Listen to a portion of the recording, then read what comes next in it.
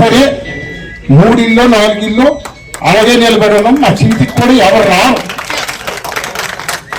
అయితే మనం నిన్ను చెప్పుకుంటున్నాము ఈగిపోయినాము అనేసి అలాగే ఈగిపోయినాం మనం బొంకలే. చంద్రబాబు నాయుడు బొంకు అంటే అది బొంకు కాదు. 2 పెద్ద మనుషులు ఇచ్చినారు, నీ గ్యారంటీ నీ సూర్తి అన్నారు. అవును, పవన్ కళ్యాణ్ నరేంద్ర మోడీ. ఆ బొంకుకి జనం నమ్మినారు. మనకి 3 రోజుల వరకు ఎన్నికలు 3 రోజుల వరకు మనము 175 ఉన్నాం. జగన్మోహన్ రెడ్డి ఎప్పుడు మేనిఫెస్టో వదిలేరు అప్పుడు మనం డౌన్ అయ్యాం.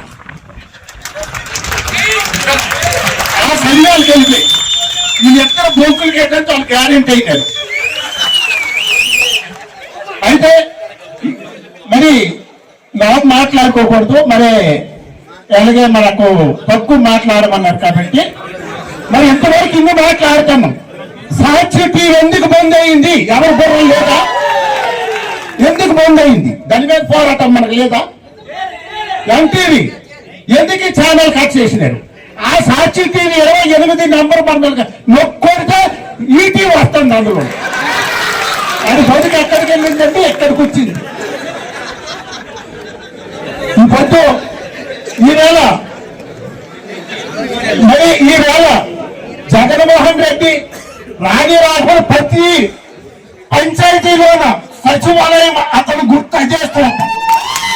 ప్రతి పంచాయతీలో జగన్మోహన్ రెడ్డి ఉన్నాడు. అది అప్పలరాజు పలాసలో లేకపోయినా సరే ఆ హాస్పిటల్ సరే అప్పలరాజు తీసుకోండి.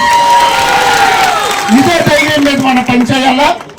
మరి ఆ సాక్షి టీవీ ఎందుకు బంద్ అయింది? దీని మీద ముందు చర్చించండి. ఇప్పుడు పోరాటం చేయండి. రోడ్డు ఎక్కిపోతే ఎందుకు బంద్ అయింది ఆ కేబుల్ టీవీ వాళ్ళకి అడగండి. ఇదేగానే మనము అది ఎప్పుడో పోరాటం చేస్తాము. ఐక్యమైతుంది కదా, అవుడు మొత్తం ఐక్యం కొన్నాడు. ఈడు అవుడు పూర్తి చేయలేదు. కాకపోతే దొంగతన ఏవో గడ్డి కుప్పలు కాల్చడము అవి ఎట్లా కాల్చడం ఇవన్నీ మనం లక్ష్య చేసుకోకూడదు.